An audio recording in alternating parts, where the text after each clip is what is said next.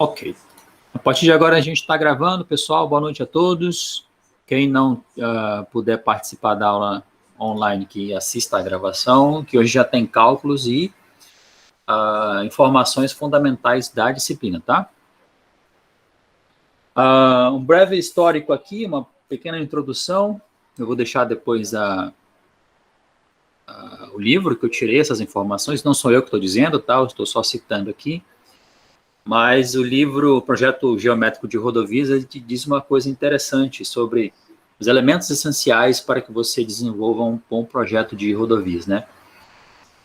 A gente sabe que nós vivemos hoje dependentes de um modal, né, o modal rodoviário. A gente vai ver um gráfico que vai mostrar o quanto o Brasil é dependente desse modal. Infelizmente, não foi pensado, né, políticas públicas para o desenvolvimento da infraestrutura do país.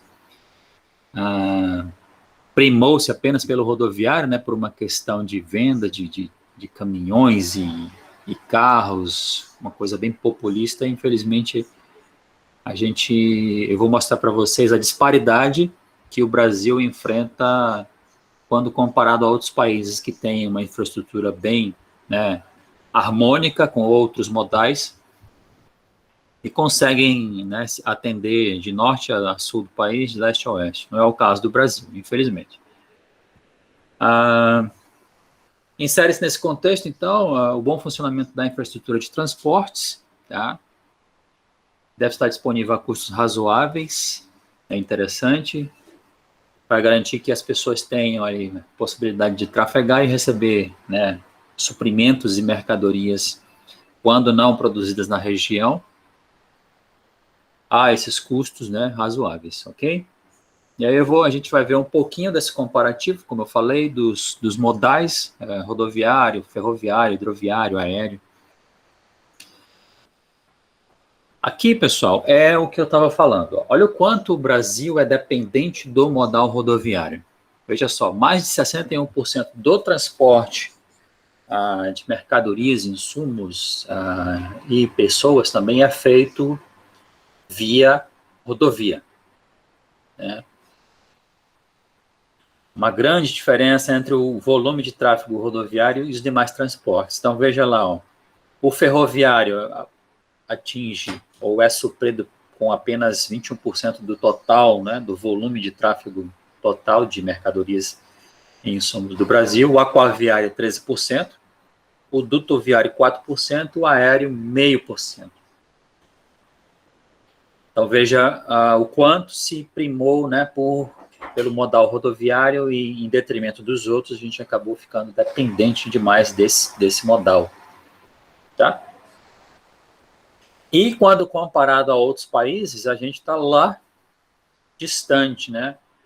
Por exemplo, Estados Unidos e China são os países que têm o maior equilíbrio e a capacidade de transporte reflete isso, né? Nem sempre as mercadorias, por exemplo, no Brasil, você consegue num modal rodoviário. Às vezes, a quantidade de repetições, né, de transportes, quando você compara por exemplo, transporte marítimo ou ferroviário, a capacidade, a quantidade de por quilo ou tonelada, aí a unidade independe, ela é fatalmente influenciada por essa nossa dependência do rodoviário. Aqui é só um comparativo, né, entre os países mais industrializados. O Brasil está bem distante aí quanto à densidade da malha rodoviária.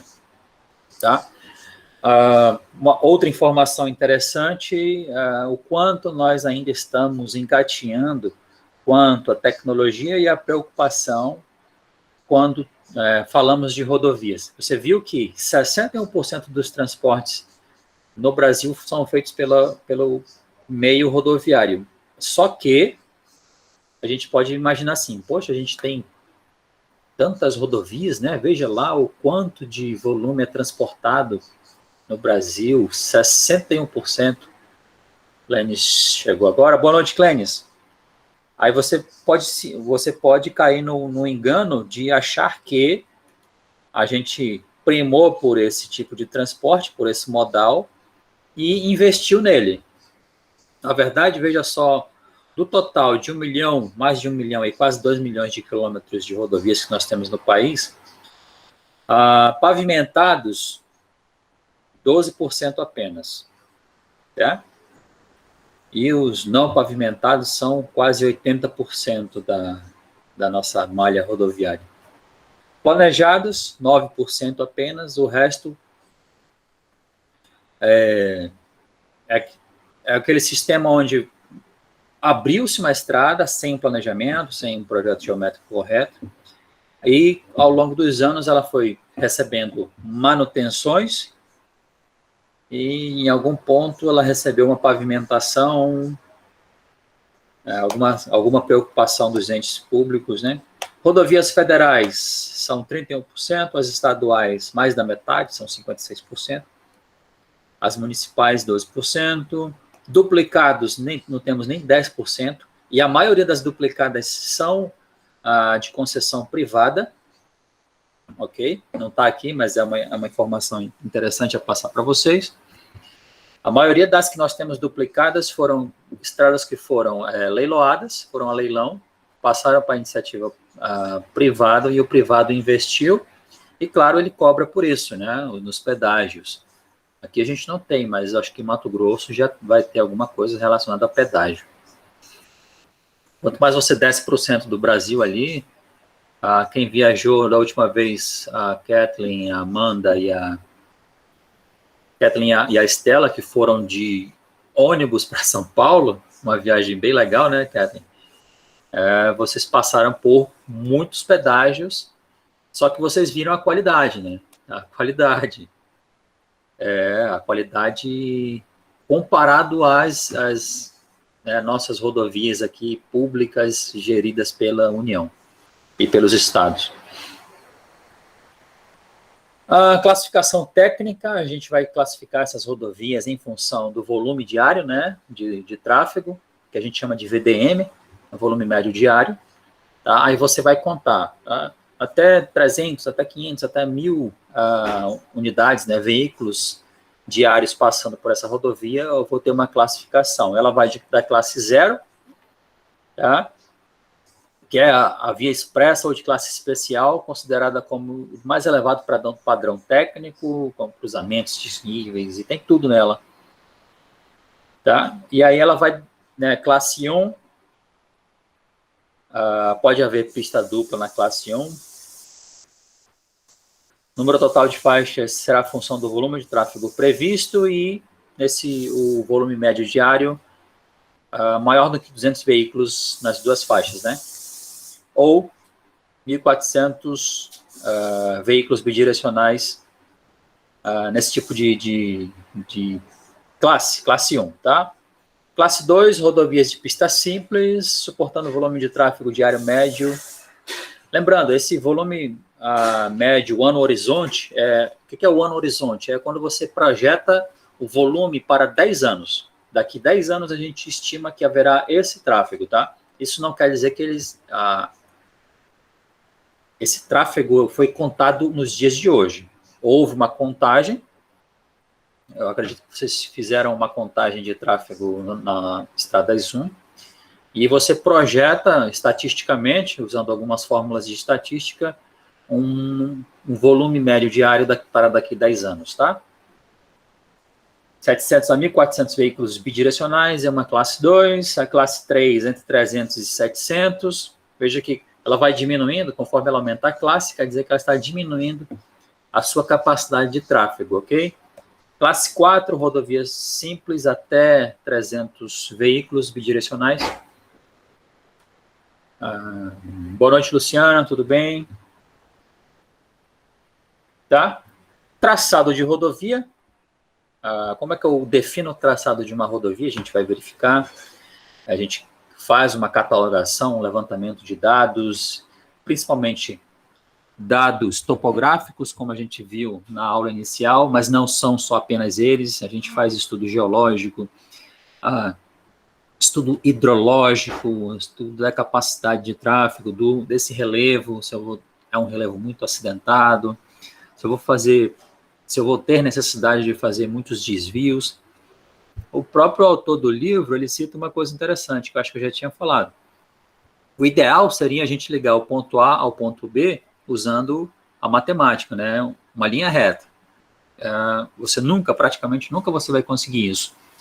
Seja uma linha reta horizontal, né? Você vai precisar fazer desvio, seja ele vertical, você vai ter oscilações, apesar de estarmos numa planície, falando de região norte, a gente tem aí, principalmente aqui em Rondônia, eu acho que posso estar enganado, mas é o trecho mais acidentado que a gente tem aí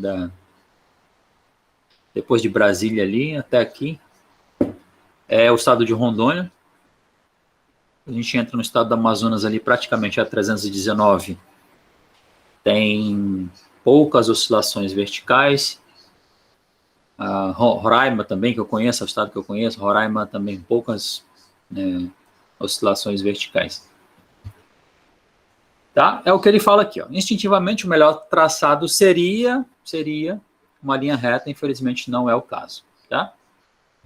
Fatores que influenciam, agora a gente vai começar a entrar nos termos que a gente vai calcular hoje. Tá? O que influencia no teu projeto geométrico? Como é que uma estrada é definida e o que você vai precisar levantar para fins de projetá-la, né, essa via? O tipo de relevo, tá? As condições geológicas, ou seja, o solo, né, e o comportamento do solo, não apenas a matéria-prima ali, o solo, o leito, a base, subleito, como ele é formado, mas como ele pode se comportar, tá? Que é um estudo da geotecnia. Condições hidrológicas da região, é uma região chuvosa como a nossa, ou é uma região que tem definida as 4 estações do ano. Impactos ambientais, se você vai precisar fazer compensações, se você vai passar por dentro de reservas, de comunidades ribeirinhas, e uma série de estudos que você precisa ter, porque isso vai impactar lá na frente, caso você necessite fazer compensação. E compensação também financeira, em dinheiro de pessoas afetadas pela construção ou pela manutenção, né, pela própria existência da via ali no meio onde ele vivia ou morava. Volume de terraplanagem e distância de transporte. Por exemplo, a 319, eles encontraram uma jazida de pedras, só que ela está lá no 400. Ou seja, eles vão construir, né, vão fazer as pavimentações ali e vão ter um custo alto de transporte dos minerais, né, da matéria-prima base ali das rochas que vão na base da 319. Volume de obras civis, o que são as obras civis? São as obras de arte. Eu vou ter que fazer muitas pontes. Quando eu estiver passando no meio urbano, eu vou ter que fazer muitos viadutos, eu vou ter que fazer muitas intervenções na via, no traçado da via, para viabilizá-la. Há interferências com obras existentes, às vezes você, né, vem com um traçado bonitinho, chega num ponto ali que você tem que fazer alguma obra de arte que vai ter que desviar, e você não pode passar por ali. Exemplos são por exemplo, rodoanel, ou aquelas... Como é que a gente chama aqui em Porto Velho? Esqueci o termo agora, quando você desvia o tráfego de dentro da área urbana. Aqui em Porto Velho eu acho que já está funcionando já. Que eles, antes ali da Santa Marcelina, as carretas deveriam entrar para sair da área urbana de Porto Velho e sair lá na Costa Silva. Não sei se está funcionando. Anel viário. Obrigado, Luciana. Anel viário. Ji-Paraná tem um. Né? Ji-Paraná eu tenho certeza que tem e funciona. Então, as carretas não passam mais por dentro de Ji-Paraná. Porto Velho, alguém me ajuda aí, eu não lembro se está funcionando, se começou a funcionar. Eu sei que tinha obra lá, antes de tá funcionando, né? Obrigado, Luciana. É uma obra, né, a se considerar aqui, quando você precisa fazer uma intervenção desse tipo. Porque, às vezes, a própria prefeitura do município estabelece a proibição, né, de carretas, de sei lá quantos eixos, proibição de tráfego dentro da área urbana. Logo, ela, via emendas parlamentares, consegue viabilizar a construção dos anéis viários. Fase de projeto, tá? Os 4 mais importantes, coleta de dados, aí vem toda aquela lista lá, topografia, hidrologia, geologia. Anteprojeto, onde eu vou fazer uma prévia, né, de como vai ser, de fato, o traçado da via. O projeto básico e o projeto executivo. O projeto básico são os desenhos, né, os grades, a volumetria, cortes, aterros, e o projeto executivo, como você vai, de fato, executar essa rodovia, tá? Aqui, ó, tem um grade, né? Olha só o grade aqui. Essa linha tracejada é como vai ficar a minha via quando for finalizada, tá? Então, isso aqui eu puxo de um estudo geológico, topográfico da minha área, onde vai haver interferência da via. Então, eu tenho um morro e um vale aqui, ó. Ou seja, eu já consigo fazer aqui uma previsão. É claro que eu estou vendo em planta, então não tem a volumetria. Mas aí você vai fazer uma série de análises e estudos para saber a volumetria de corte. Isso aqui tudo vai virar corte, ou seja, eu vou retirar esse solo daqui e aqui eu vou aterrar, tá? Quem vai fazer esse estudo de volumetria é o topógrafo. O topógrafo vai te dar, né, uma noção. É claro que hoje nós temos softwares, o Civil 3D, por exemplo, é um software que você insere ali as informações da faixa da rodovia e o grade, e se você precisar depois fazer corte e aterro, o próprio software já te dá essas informações, né? Como eu não tenho a licença dele aqui, eu não conseguiria mostrar para vocês nada em relação a ele, mas quem trabalha com estradas hoje utiliza basicamente o Autodesk Civil 3D, tá? Velocidade de projeto, vamos já fazer um cálculo de velocidade de projeto. É a maior velocidade que você pode atingir com o veículo padrão, tá? Aí você vai, veículo padrão é um veículo definido como, por exemplo, eu posso definir um veículo padrão como sendo um veículo de transporte, um veículo leve, tá? A gente chama, eu esqueci o termo agora, os nossos carros que a gente utiliza hoje em dia. Claro que existe também a previsão de você fazer o estudo da velocidade em função do peso do veículo, da quantidade de eixos, tá? E o peso do veículo, por exemplo, eu estou trabalhando com uma caçamba, uma carreta, aí eu tenho a carreta carregada e ela descarregada, né? Ela tem variação do peso dela. Esse valor que a gente vai adotar, a gente vai ver, entrar nas tabelinhas, tá? A gente, como eu havia dito na aula inicial, a gente usa muito a AASHTO, né? Que é como se fossem as normas NBRs americanas. Eles têm já muita bagagem de estudos em cima de projetos de estradas e a gente copiou muita coisa deles, pegou muita coisa factível, né, que hoje a gente pode utilizar nos nossos projetos, tá? Então, raio de curvatura a gente vai entender o que é. Superelevação, eu acho que eu fiz a pergunta na aula passada, tá? O que é a superelevação? Apesar de praticamente a gente não enxergar isso quando está trafegando pela via, mas ela é fundamental.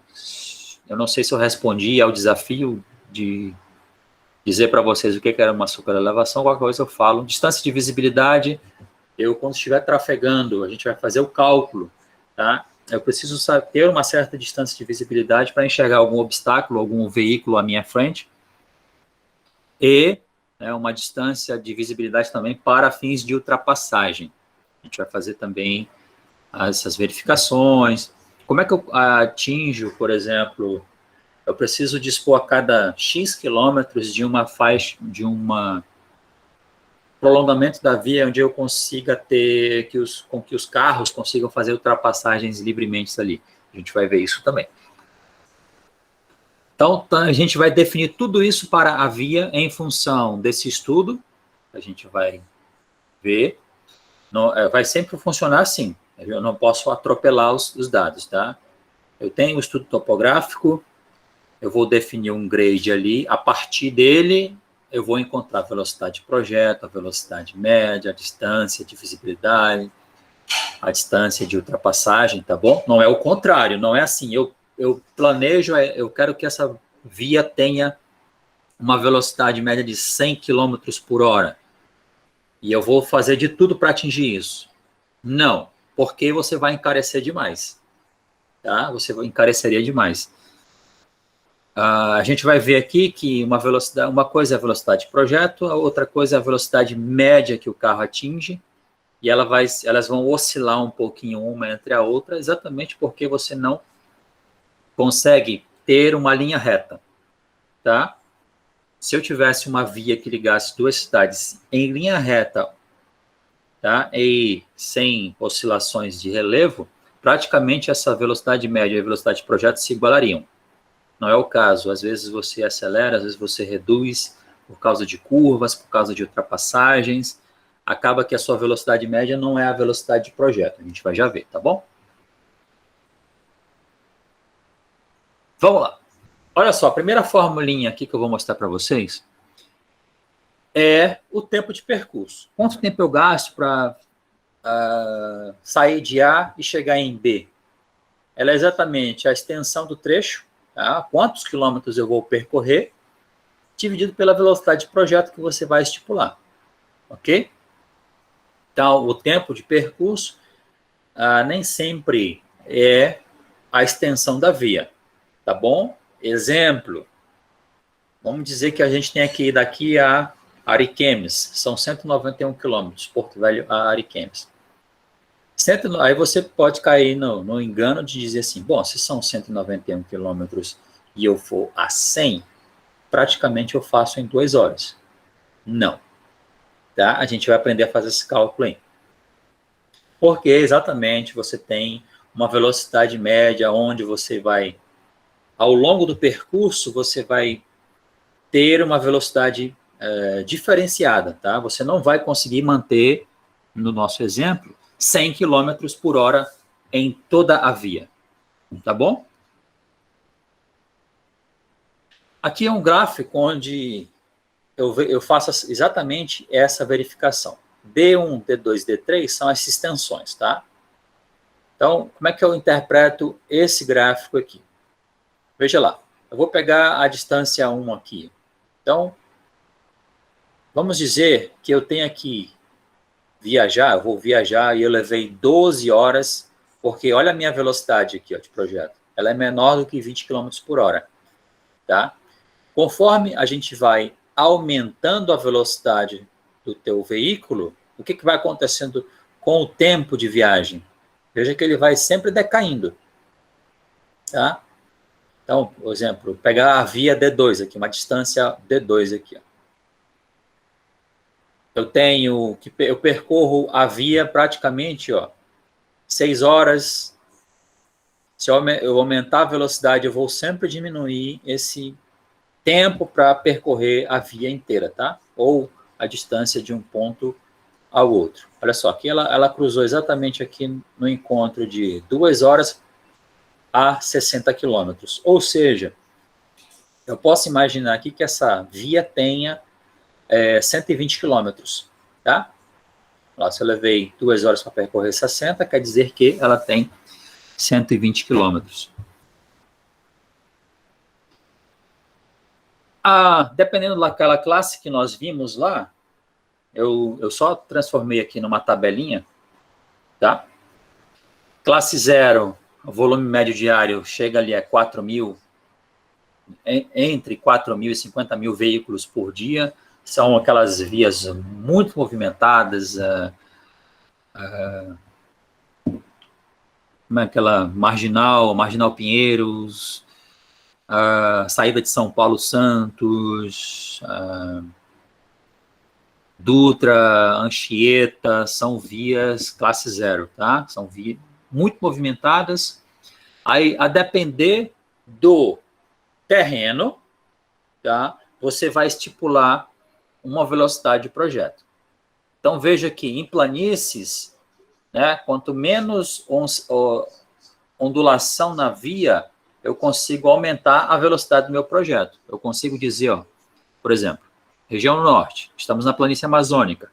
Muito provavelmente, a velocidade de projeto, ela beira isso, tá? 120 quilômetros.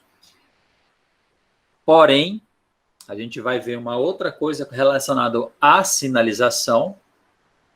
Por exemplo, a BR-364 não é uma via que permite, em momento algum, você atingir essa velocidade. Por quê? Alguém consegue me responder? Não tem nenhuma placa dizendo que você pode atingir essa velocidade. O que será que influencia? O relevo eu sei que sim, ó. Veja aqui, quando eu saio do plano, ou seja, eu estaria, né, em linha reta, sem muita oscilação vertical. Quando eu entro no ondulado, aí eu já começo a ter que diminuir a velocidade de projeto, tá? Quem é essa velocidade de projeto? Relembrando, é a velocidade com a qual eu vou dimensionar a via. A via e logo, né, posteriormente, o projeto de sinalização. Eu vou sinalizar sempre ali, ó, velocidade máxima. Trecho controlado por sinalização, não, por radar. Eu não lembro como está escrito a frase mesmo, mas assim, alguma coisa eletrônica, trecho sobre fiscalização eletrônica, coisa assim. Montanhoso, veja que eu já vou diminuir ainda mais a velocidade de projeto, tá? E ele vai oscilar não apenas em relação ao relevo, como também em relação à classe da rodovia. Se é uma rodovia onde eu tenho menor quantidade de carros, eu vou diminuir também a minha velocidade de projeto, tá? Aqui ela tem mais, ela vai de 1 a 4, mas eu tirei só um print aqui da 0 e 1 para mostrar para vocês que eu posso estipular uma velocidade maior quando eu trabalho em planos, em terrenos planos, tá bom? Velocidade média do percurso, como eu havia dito, é o cálculo que você faz para percorrer uma distância X, tá? Por exemplo, eu tenho o exemplo que eu dei, Porto Velho Ariquemes, são 191 quilômetros, você levou 3 horas, aí você faz esse cálculo para você encontrar a tua velocidade média. Lembrando que a velocidade média não é a velocidade máxima que você atingiu, mas é uma velocidade exatamente a média da oscilação entre velocidade máxima e mínima. Às vezes você faz paradas, né, um abastecimento, uma parada para ir ao banheiro, comer alguma coisa, isso vai influenciar no tempo que você vai levar para percorrer essa via, tá? A média das velocidades de todo o tráfego ou parte dele, ok? Então, veja só, quando eu tenho distâncias curtas, vejam que a velocidade de projeto se aproxima da velocidade média. Praticamente eu faço numa balada, eu esqueci a palavrinha agora, vamos dizer assim, numa puxada só, como eu costumo dizer. Ou seja, você sai Porto Velho, Candeias, por exemplo. Praticamente você não tem sinalização, né, semáforos para atrasar o teu tempo, e você vai ter ali só lombadas, algumas lombadas ali perto da Federal, perto daqui da entrada daquele condomínio novo ali, esse é o nome do conjunto ali. Mas veja que a velocidade de projeto praticamente é a velocidade média. Conforme eu vou aumentando essa distância, a velocidade de projeto vai se afastando da velocidade média, exatamente porque você vai perdendo, né, essa capacidade de manter a velocidade. Veja lá, ó. Velocidade de projeto e já a velocidade média vai caindo, tá bom? Se eu colocar a velocidade média, a velocidade de projeto de 100, a gente vai fazer um cálculo usando essas duas variáveis aqui, tá? Vamos dizer que eu pegue aí um trecho de via em que eu defini que a velocidade de projeto seria 80 km por hora. A velocidade média é de 70 km para você ter, né, parâmetros ali que vão te dizer a velocidade máxima no trecho, a questão da sinalização. A gente vai já fazer o cálculo. Até aqui, tudo bem? Distância de visibilidade. Se tiverem alguma pergunta, pessoal, façam. Pode fazer, tá? A gente interrompe aqui. Distância de visibilidade, a extensão da rodovia na qual você tem, né, a capacidade de enxergar um obstáculo e reagir. Então, eu tenho uma distância X, onde eu percebo, tá? Que é a dita velocidade de reação, e a velocidade de aproximação. Eu consigo perceber e reagir, tá? São essas duas premissas aí. Perceba e reaja ao obstáculo, ao veículo, a um animal que cruzou a pista, a uma sinalização, a uma lombada. Sempre você vai procurar soluções que gerem rodovias com parâmetros geométricos adequados para que essa distância que você está prevendo aí sejam seguras e eficientes, tá bom? Muita sinuosidade vai te prejudicar demais. Assim também, né, no plano vertical, ou seja, no relevo. Então, veja lá, porque essa distância em uma imagem, né, essa distância de visibilidade, eu consigo ter aqui, ó, essa distância D1 é quando você percebe e reage, tá? Essa D2 aqui é quando eu, por exemplo, precisaria frear, ok? Ou fazer uma conversão para desviar. Então, essa distância de visibilidade de frenagem é a distância mínima que você tem, né, de um veículo médio, quando você está numa velocidade de projeto, em condições razoáveis de manutenção, lembrando que nem sempre essa distância D aqui, ó, vai ser única. Por quê? Vai depender da qualidade da via. Vai depender da qualidade da via. Tá? Então, a gente nunca vai trabalhar assim, eu vou pegar uma distância de frenagem única para o meu projeto e vou aplicar em toda a extensão da via, porque vai depender das condições de manutenção dessa tua via, tá bom? Então, eu tenho distância de visibilidade, distância de visibilidade de frenagem. Veja lá o cálculo que eu faço. Para aquela primeira parte, percebi e reagir, que é a D1, né? É a velocidade, que você vem a tua velocidade de projeto, multiplicado pelo tempo de reação. Esse tempo de reação também é definido, pode ser de 1,5 segundos, 2,5 segundos, tá? Geralmente, a média a gente usa 2,5 segundos. Então, veja só, vamos dizer que você leva 2 segundos e o fim da história depende da velocidade que você está, tá? Depende dessa variável aqui. Por quê? Velocidades maiores você vai ter a mesmo tempo de reação, 2,5 segundos, porém, a distância que você vai percorrer é bem maior quando você está numa velocidade maior, tá? Por isso que eles sempre definem a velocidade máxima permitida, exatamente, né, pensando nessa questão da segurança do usuário, tá? Essa distância D2 aqui, ó, deixa eu voltar, tá? Essa distância de frenagem aqui, a gente consegue fazer um cálculo, tá? Então, ó, a distância é 1, tempo de visibilidade e reação, é a velocidade vezes o tempo de reação. Lembrando que a gente define aí um tempo de reação de 2,5 segundos, tá? E a velocidade ali, ó, eu defino a velocidade de projeto, ou também você faz uma média da velocidade do trecho. Obtém-se uma nova equação, que é essa equação aqui, ó. Então, aquela distância é 1. Visibilidade e reação é 70% da velocidade que você desenvolve naquele trecho, tá? Se eu entrar com esse valor aqui, 2,5, tá bom? Aqui é só uma simplificação da fórmula, tá? Dessa primeira fórmula aqui. Ok? Então, a distância que você vai percorrer é 70% da velocidade do veículo ali, naquele trecho. D2 é a distância de frenagem, ok? Então, eu tenho uma distância que eu percorro quando eu percebo o obstáculo e eu tenho uma distância que eu percorro quando eu já estou freando. E ela é função dessa fórmula aqui, ó, simplificada, essa distância de frenagem, ou seja, o quanto que você vai percorrer até parar o veículo, é aqueles 70% da velocidade imprimida no trecho, mais 0,0039 da velocidade ao quadrado dividido por um fator. Esse fator a gente vai retirar de uma tabela que eu vou já mostrar para vocês, tá?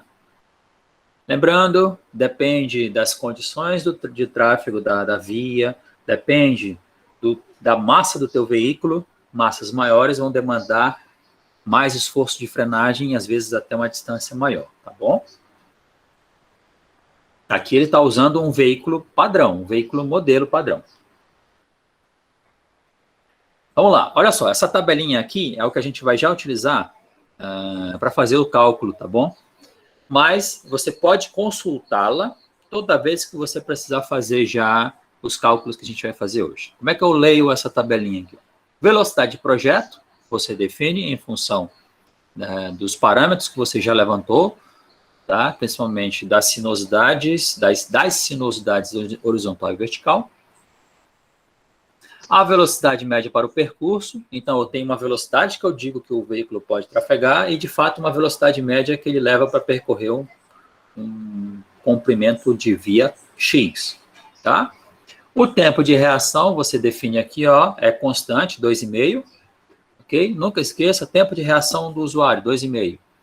Ah, professor, vai ser sempre isso? Não.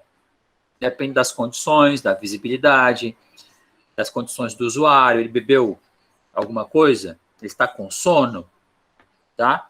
Porém, para fins de dimensionamento, você vai utilizar o valor 2,5, tempo de reação. Coeficiente de atrito longitudinal é um fator, tá? Que a gente vai utilizar, é o F, aquele Fzinho lá, tá bom? Da fórmula, aqui, ó. É o F aqui, tá bom? Tá? Que entra aqui na fórmula. Então, lembrando, DF, distância total de frenagem, V, a velocidade do veículo da frenagem, em km por hora, F é o coeficiente que eu tiro dessa tabelinha, tá bom? Então, a gente vai já fazer um cálculo aqui pegando uma velocidade X, uma velocidade média X, o tempo de reação, o coeficiente de atrito. Aí você vai encontrar aqui, ó, as velocidades. Isso aqui, ó, já são resultados que você retira da fórmula, tá? Lembra que os engenheiros costumam simplificar a vida do estudante, para quem está estudando? Então, eles já colocam aqui os valores calculados utilizando aquela fórmula ali. A gente vai fazer um cálculo, vai verificar se está correto, tá bom? Mas, se você quer simplesmente consultar a distância total de frenagem, entra nessas últimas duas colunas, tá? Qual é a distância mínima de frenagem que você quer para aquele trecho? Aí você vai entrar aqui. Qual é a velocidade que você estipulou? O cara está a 120, então você vai dar ali uma distância de pelo menos 200 metros para que o cara consiga frear esse carro, tá? Isso em linha reta, tá bom? Em linha reta. Porque frear fazendo curva é besteira. A desejável, né? Quase 300 metros, né? A 120, pessoal, isso aqui passa em segundos, tá bom? Passa em segundos. Então, por isso que sempre é ideal que você trabalhe aqui numa faixa de 80 a 100 km por hora de velocidade de projeto, para que você dê, né, ali trechos, porque isso vai encarecer, tá? Se você quer fazer o dimensionamento garantindo a segurança do usuário, você tem que tentar diminuir ou convencê-lo a trafegar a velocidades menores para que você consiga dispor de menos interferências, né, de menos obras d'arte, de menos trechos retilíneos. Quando você tem que fazer esse tipo de intervenção, você encarece, garante a velocidade de projeto, porém você encarece o seu projeto, tá? Vamos lá. E quando eu estiver ali, ó, numa rampa, ou seja, eu estou num aclive ou num declive, essa fórmula ela tem uma variação, tá? Você vai acrescentar exatamente, ó, isso aqui, ó, a inclinação, dada em porcentagem, tá? Então, há uma pequena alteração na fórmula. Se eu estou num trecho retilíneo, ok? Sem oscilação, a fórmula é 0,70 da velocidade mais 0,0039 da velocidade ao quadrado dividido pelo fator de atrito. Quando eu estou num trecho ondulado, eu acrescento a inclinação da reta, tá? Que é medida em porcentagem. Ok? Aí eu vou dizer assim, ó, se eu estiver num aclive, ou seja, se eu estiver subindo, eu digo que a minha inclinação é positiva. Se eu estiver num declive, se eu estiver numa ladeira, descendo ladeira, eu digo que a minha inclinação I é negativa, tá? Mas eu explico isso na frente. Ok? Vamos lá. Distância de frenagem desejável quando você está numa rampa, ok? Então aqui, ó, se eu estou numa rampa muito inclinada a 5%, então eu vou encontrar ali, ó, velocidades, né? Valores de distância de frenagem, tá bom? Às vezes eu precisar frear subindo, é diferente de eu frear quando eu estiver descendo, ok? Então, como é que eu leio aqui essa tabela? A velocidade de projeto que você estipulou, por exemplo, se eu pegar aqui 100 km por hora, minha velocidade de projeto, o meu coeficiente de atrito vai ser 0,29. Se eu estiver numa rampa a 5%, eu já vou colocar ali pelo menos 185 metros de distância de frenagem, tá? Ok? 188. Veja que quanto menor essa inclinação, eu vou aumentando essa distância, tá bom? Chegou a zero, ou seja, eu estou no plano. A gente vai fazer o cálculo já para vocês verem. E veja que aqui eu tenho as porcentagens negativas, que é porque eu estou descendo. Essa parte da tabela positiva é porque você está subindo a rampa. Essa parte negativa é porque você está descendo, ok? Esses valores aqui, todos já foram calculados usando a fórmula. A gente vai fazer o cálculo para perceber se é isso mesmo, tá?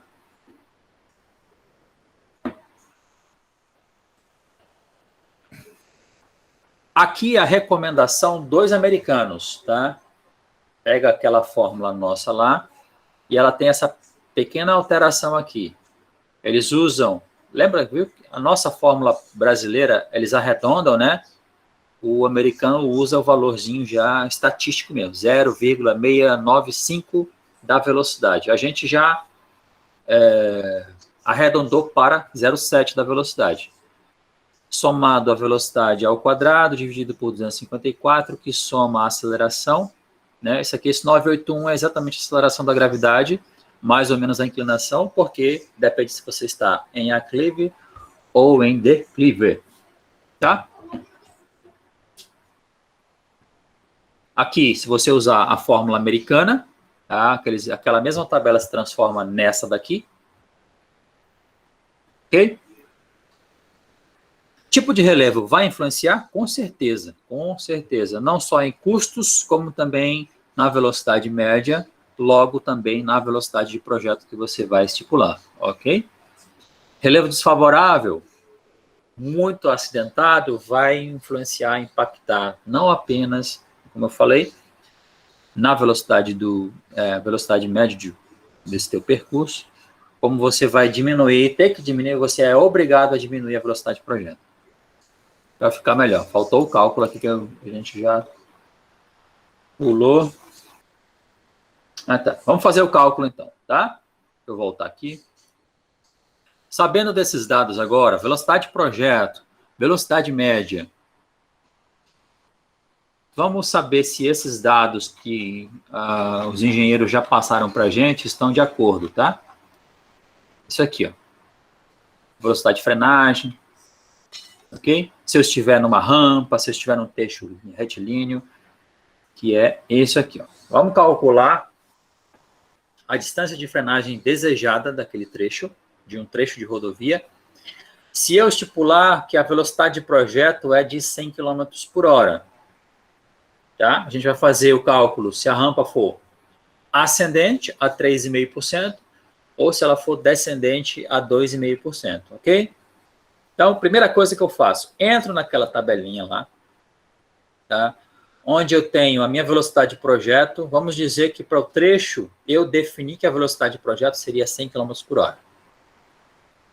Vou caminhar para a direita e vou achar a velocidade média, 85 km por hora. Tempo de reação é constante, é 2,5. Todo mundo está vendo a minha tela? Tá, né? O meu coeficiente de atrito é 0,29. Eu vou ter que achar esses dois valores aqui, tá? Vamos ver? Vamos lá. Eu coloquei aqui, então, ó, o fator 0,29, já que eu estipulei aqui, ó, do desafio, uma velocidade de 100 km por hora. Tá? 100 km por hora. Uma velocidade média de 0,85. A inclinação, 3,5%. Se eu quero em porcentagem, né, eu só dividi por 100, tá bom? Dividi a inclinação, que estava aqui em 3,5% do exercício, dividi por 100 para transformar em porcentagem, tá? Lembra da fórmula? 0,70 da velocidade de projeto somado a 0,0039, que multiplica a velocidade que você estipulou ao quadrado, dividindo pelo teu fator de atrito, que é esse aqui, ó, 0,29, somado a inclinação da via, tá? Eu vou encontrar aí, quando eu estiver subindo, uma distância de 190 metros, tá? Ou seja, eu tenho que garantir que esse meu trecho tenha pelo menos 120 metros em linha reta para garantir a frenagem do meu veículo, ok? Esse é o valor ideal. E quando eu quiser o valor mínimo, porque você vai definir sempre, tá? O valor ideal e o valor mínimo, ok? O ideal, você vai tentar atingir o ideal, mas você vai dizer assim, eu não admito distâncias mínimas de frenagem do meu veículo. Tá aqui o valor mínimo, tá? 0,70 da velocidade somado a 0,0039 da velocidade média, porque lembra que a velocidade média é menor do que a velocidade de projeto? Então, se o cara está dizendo lá que ele vai manter a velocidade média, é o valor que eu uso aqui. Então, eu vou encontrar um valor ideal e um valor mínimo, tá? Dessa minha distância de frenagem para aquele trecho da via. Então, foram 190 metros a distância ideal e eu não admito distâncias menores do que 146 metros para que o meu usuário consiga frenar o carro a 80 km por hora. Entendido? Se ele estiver a 100, eu preciso de 190 metros para ele conseguir frear esse carro. Se ele estiver a 80, ele vai precisar de 146 metros e é a distância mínima que eu vou ter que garantir em trecho retilíneo da curva, tá? Em trecho retilíneo da via.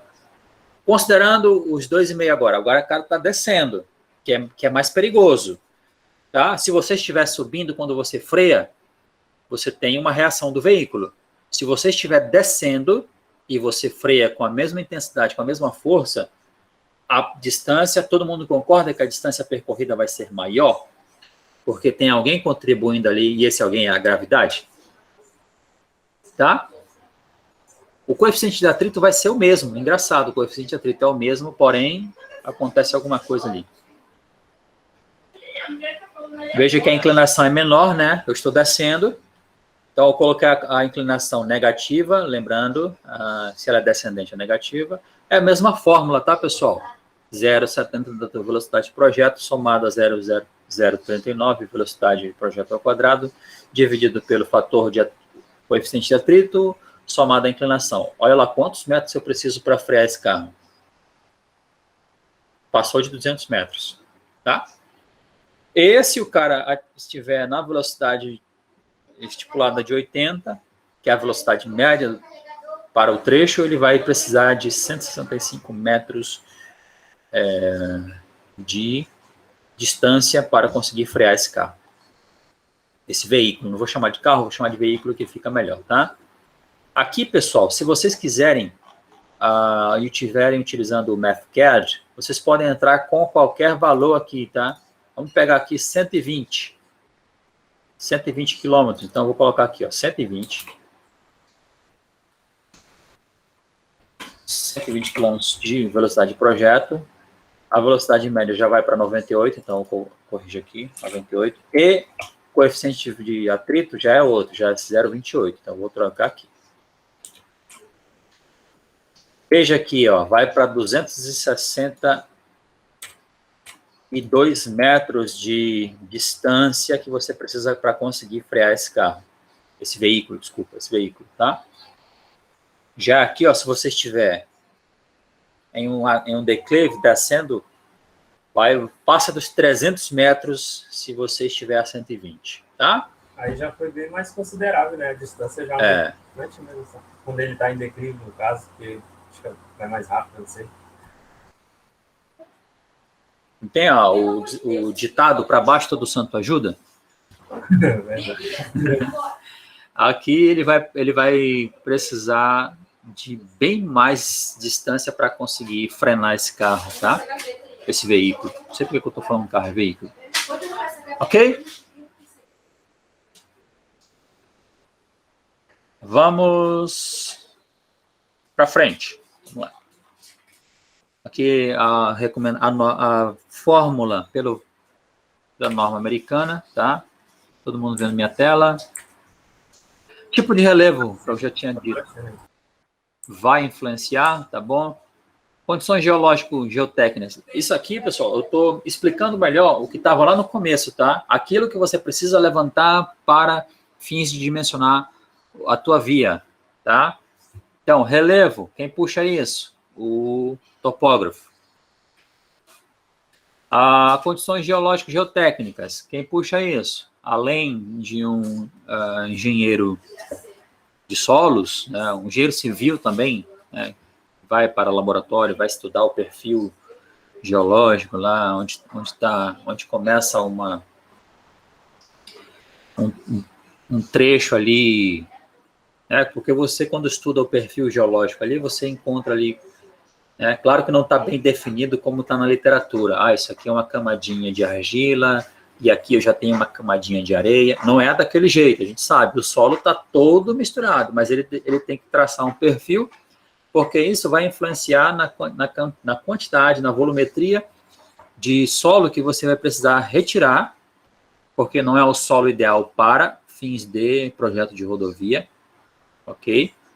Às vezes você tem o solo lá, ele está estudado num trecho, por exemplo, bem retilíneo, mas pelo perfil você acaba por definir que há necessidade de retirar ali parte daquela camada superficial, que geralmente a gente sabe, né? Camada superficial é um pouquinho de argila mole com matéria orgânica que geralmente tem que ser retirado, sim. Tá? Isso aí não é só para engenharia de estradas, é para engenharia de estruturas, vocês sabem disso, tá bom?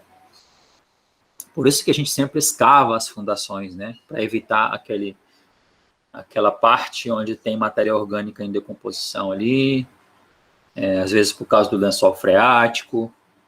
Vocês já estão tendo fundações, pessoal? Já tiveram, terão? Está tendo, né? A gente já teve, já. Já teve, estudaram isso, né? Essa necessidade de você escavar né, fundações rasas, fundações profundas. Pela norma, aquele primeiro metro é meio que descartado, né? Descarta o primeiro metro. Porque ele é meio orgânico ali, igual você estava exatamente. É a partir do segundo metro para baixo. E claro, né, quando você tem necessidade de aprofundar demais a fundação, você acaba encarecendo, né? Com necessidade de estacas, o que acaba inviabilizando, por exemplo, as fundações ensapadas, né, que são fundações rasas. Isso também, pessoal, você tem que saber por quê. Por causa das obras da arte. Porque às vezes você vai precisar fazer, por exemplo, um viaduto, uma ponte, um túnel. Então você tem que estudar esse perfil geológico do solo e definir, por exemplo, a profundidade de escavação de estacas, de sapatas, de tubulões. Por exemplo, os viadutos aqui, pelo menos esses dois do Roque e aqui da Jatuarana, foram feitos com estacas, né? Os viadutos foram estaqueados para serem erguidos. O senhor chegou a ver a obra lá de perto? Sim, cheguei, sim. Praticamente passava ali todo dia e estava lá aquele bate-estaca lá, perfurando, né? Batendo estaca lá. Vamos lá. Definição do melhor traçado para uma rodovia, você vai buscar, como a gente já viu, as informações geológicas, nas quais você vai avaliar isso aqui, ó, tipo de solo, tá? Profundidade do topo rochoso, ou seja, onde você já tem ali a rocha matriz, já sem muita decomposição, tá? E a ocorrência de solos moles ou colapsíveis, tá? Vocês já estudaram em fundações, né, os solos colapsíveis, solos com presença de areia, solos com lençol freático muito superficial ali, ou a combinação, né, que é onde gera-se mais acidentes, solo colapsível com a superficialidade do lençol freático. Então, você tem que fazer esse estudo e mais, né, e outras coisas a mais. Quando você tem essa existência de um solo ruim para a engenharia, você acaba o quê? Lá na frente você vai encarecer muito a obra. Quando você precisa fazer uma intervenção a fim de retirar ou, às vezes, até reforçar esse solo, são valores altos aí dessa engenharia para você conseguir dimensionar a via para aquele trecho, mantendo a velocidade de projeto. Uma coisa interessante é que você, ao definir a velocidade de projeto, às vezes você faz alterações, tá? Trecho A, B, você define uma velocidade, ou aí quando você vai de um trecho de B a C, e você muda aquele de plano para ondulado ou montanhoso, você tem que alterar de novo, tá? Não caia no erro de dizer assim, ó, a velocidade de projeto da via tal é 1. Não. Não, tá? Você tem que estudar o trecho, dependendo da classe, dependendo do relevo, se é plano, se é ondulado, se é montanhoso, você vai estipular velocidades de projeto diferenciadas. Distância de visibilidade de ultrapassagem, ok? Também preciso? Também. Você vai definir e vai calcular? Também, tá? Como é que eu faço para fazer essa verificação? Eu tenho uma velocidade de aproximação do meu veículo que está à minha frente, tá? Eu reduzo a velocidade, aí a gente vai fazer o cálculo dessa redução. Eu tenho que ter a visibilidade ideal ali em um trecho. Principalmente, eu só posso fazer ultrapassagem em trechos retilíneos, tá? Todo mundo sabe disso por causa da sinalização. Tá bom? A gente sabe, por exemplo, vai começar um trecho em rampa, já tem a sinalização, tanto vertical quanto pintada na via. Todo mundo sabe disso, né? Faixa contínua dos dois lados, geralmente, se você está subindo, quem está vindo de lá para cá está descendo, geralmente ele pode fazer ultrapassagem, você não. Curvas, trechos em curvas, proibida a ultrapassagem. Ok? Não é o caso de você fazer essa distância de visibilidade, você vai ter em trechos retilíneos, tá? Aí você vai definir uma distância mínima para... A frequência e o comprimento desses trechos dependem principalmente das condições do relevo, como eu falei. Quando o relevo não sofre alterações bruscas, a distância de ultrapassagem vai surgir naturalmente, tá? Você vai ter uma visibilidade ideal, você vai conseguir enxergar não só que a via apresentou algum desvio, como também veículos que estão vindo na direção contrária. Tá? Trechos em relevo acidentado, é mais econômico criar uma faixa adicional. E aqui em Rondônia a gente tem, tá? Que é aquela terceira via. Por exemplo, tem um trecho, não sei se é Jaru ou é Ouro Preto, onde você vai subir uma rampa. Além da subida, você tem uma curva à esquerda. Eles criaram uma faixa adicional para que os veículos mais pesados e mais lentos trafeguem por ela e você, se tiver num veículo de menor porte, consiga fazer ultrapassagem normalmente, tá?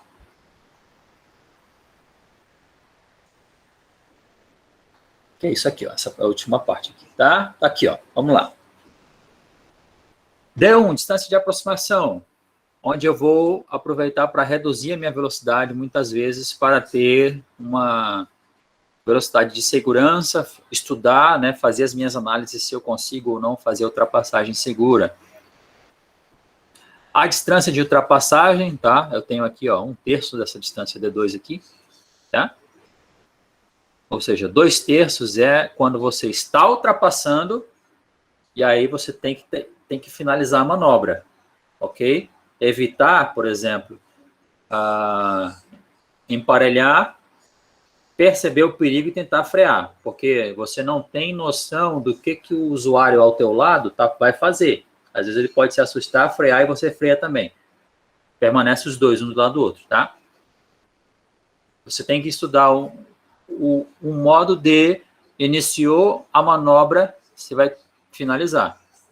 E, geralmente você divide assim, início da manobra é 1/3 de todo o percurso que você vai fazer, tá? 2/3 é emparelhado e o momento em que você volta para a tua faixa. Ok?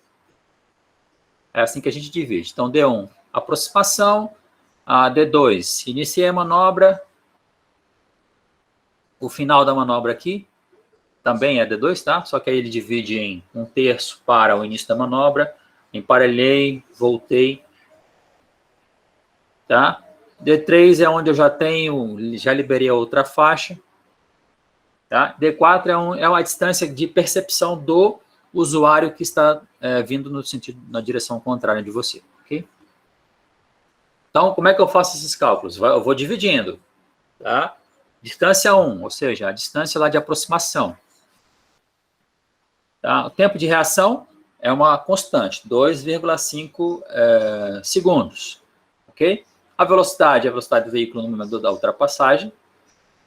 Esse ΔV, a diferença de velocidade entre os dois veículos, às vezes não, geralmente você tem que reduzir para, né, fazer o estudo da tua manobra. A aceleração média do veículo na passagem pelo veículo, ou seja, eu tenho que acelerar, ok? Aí você joga esses valores dentro dessa fórmula aqui, aí você tem o cálculo dessa distância ali. Distância D2. É praticamente 30% da velocidade que você está naquele trecho multiplicado pelo tempo 2 aqui, ó. Tempo de manobra de ultrapassagem, tá? Dado em segundos. Tempos maiores de ultrapassagem vão levar a distâncias maiores percorridas. Ok? Ultrapassar uma carreta é diferente de ultrapassar um veículo do mesmo porte do seu. Porque uma vez que ela está em uma velocidade menor, você leva menos tempo. Ok? É isso que está dizendo aqui. Aqui é exatamente esse estudo da capacidade de ultrapassagem no trecho que você está dimensionando, tá? A manobra inicial, ok? Então você tem, aproximei e fiquei a uma distância segura para estudar a velocidade do meu companheiro à minha frente e a possibilidade de iniciar a manobra, tá? Ou seja, então eu estou aqui, ó, um grupo de velocidade em km por hora, tá? Conforme eu vou, veja que conforme eu vou aumentando aqui a velocidade, eu vou aumentando o trecho percorrido, tá? Então, a velocidade média de ultrapassagem, ok? Tá aqui embaixo. A manobra inicial, ou seja, aquele D1, eu vou usar fatores aqui, ó, para entrar na fórmula e fazer as minhas multiplicações. A quantidade de aceleração que eu tenho que imprimir. Ocupei a faixa esquerda, ou seja, eu estou lá no D2, tá? Estou no D2 aqui, ó. D2, a segunda parte aqui, ó. Eu também vou ter, então, ó, a ocupação da faixa, o tempo em segundos para eu fazer aquele trecho D2, tá bom? Esse aqui, ó. Vou voltar aqui na imagem. Vai, cadê a imagem? Aqui, tá? Esse trecho D2 aqui, ó.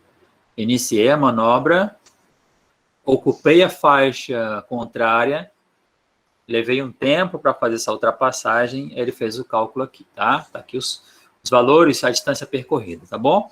Lembrando que com maior a velocidade sua e do outro usuário que você está ultrapassando, ou o inverso, você está sendo ultrapassado, veja a distância que vocês percorrem, tá? Praticamente, a gente faz ultrapassagem nessa faixa aqui, ó. Tá? De 96 a 110 km por hora. É claro que às vezes você imprime velocidades maiores, mas aqui foi um estudo, tá? Para chegar-se a esses valores aqui. Distância de segurança, quem é a distância de segurança? D3 aqui, ó. Tá, ó. A distância de segurança é o momento em que você já retornou à faixa de rolamento sua.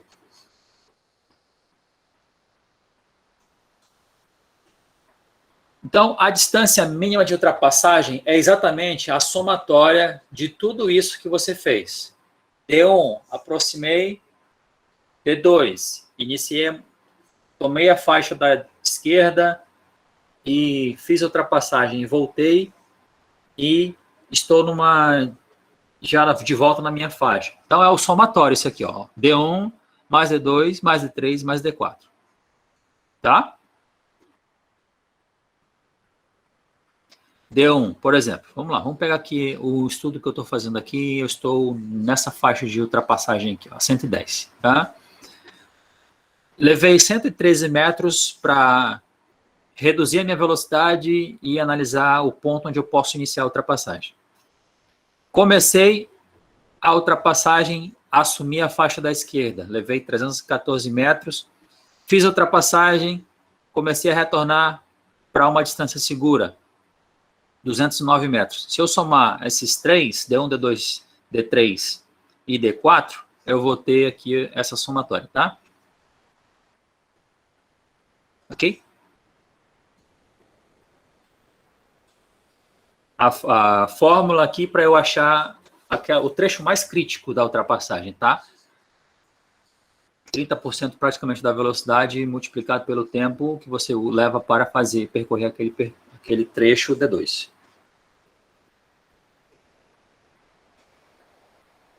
Ok aí, pessoal? Não salvou aqui, mas eu deixei a bibliografia básica, tá? E vou mostrar o livro para vocês, se eu consigo. Esse é o livro, tá? Projeto Geométrico de... Estão vendo aí? Todos estão vendo? Tá.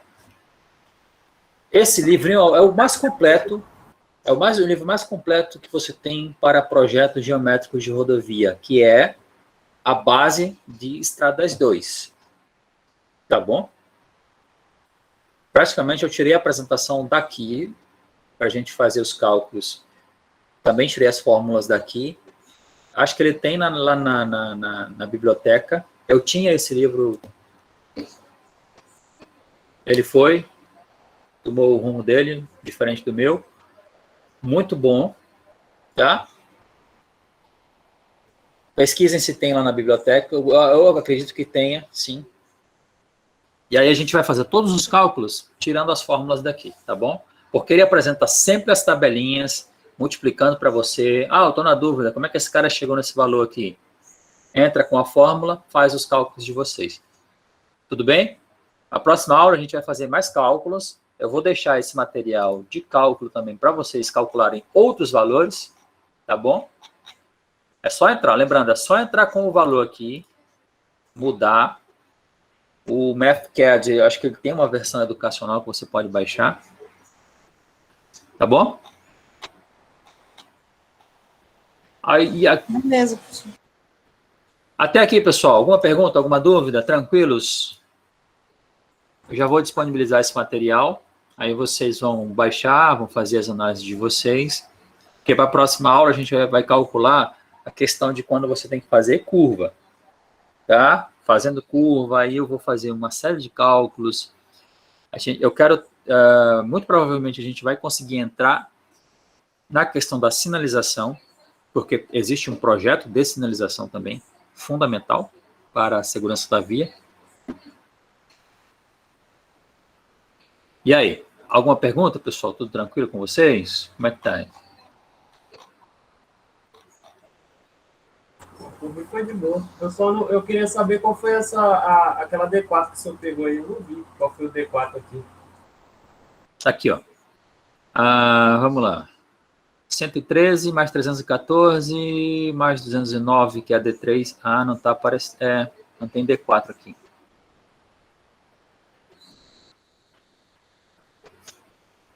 Uhum. Porque se a gente somar, não vai dar 700 e... Deu 636, tá dando. Você fez aí, né? Parecido, aham. Mas tá, acho que tem uma informação lá embaixo, lá na tabela, acho que tem uma informação de D4 aqui, eu não prestei atenção, mas agora que eu vi. D4, a distância percorrida. A distância que o cara percorre já em segurança para ele... o usuário contrário da via, tá? O cara que está na tua esquerda lá, que está vendo no sentido contrário. Essa aqui, ó. Tá vendo aqui, ó? O C estava aqui, quando você iniciou a ultrapassagem, você finalizou, ele percorreu uma distância também. Eu também preciso ter essa noção, só que essa tabela não tá dando aqui. Ele só fala que é a distância do lado oposto, mas... Eu vou pesquisar aqui para passar para vocês certinho, tá? Por que não está aqui?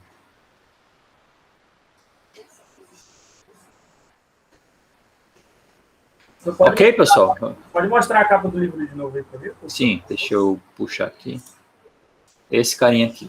Muito bom, pessoal. É a melhor literatura que tem hoje para projeto de estradas, tá? Bem completa, bem explicadinha, com exercícios, para a gente fazer esses cálculos aí. Ok, pessoal? O que vocês acham? Podemos encerrar? Eu vou deixar o material disponível, que a gente, já na segunda não. Amanhã é hidráulica, né? Todo mundo concorda? Amanhã já começa a hidráulica.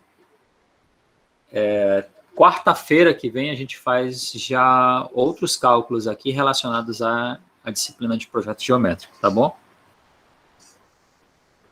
Beleza, professor. Aí assim que o Google me avisar que está disponível a gravação, eu já disponibilizo. Já vou parar aqui. Tá? E aí já me despeço de vocês. Tá? Deem uma lida, deem uma pesquisada, entrem nos manuais lá. O manual que você pode baixar gratuitamente também é esse daqui, ó. Praticamente esse livro tirou as informações desse manualzinho aqui, ó. Ele tem PDF gratuito, Manual de Projeto Geométrico de Rodovias Rurais, tá? Tá lá no site do DENIT, para vocês baixarem. Ele tem todo o embasamento do que a gente precisa saber hoje para dimensionar estradas. Tá? Os termos, tá tudo aqui, tudo completinho. O que é o volume médio diário, via marginal, aquela classificação que a gente viu lá,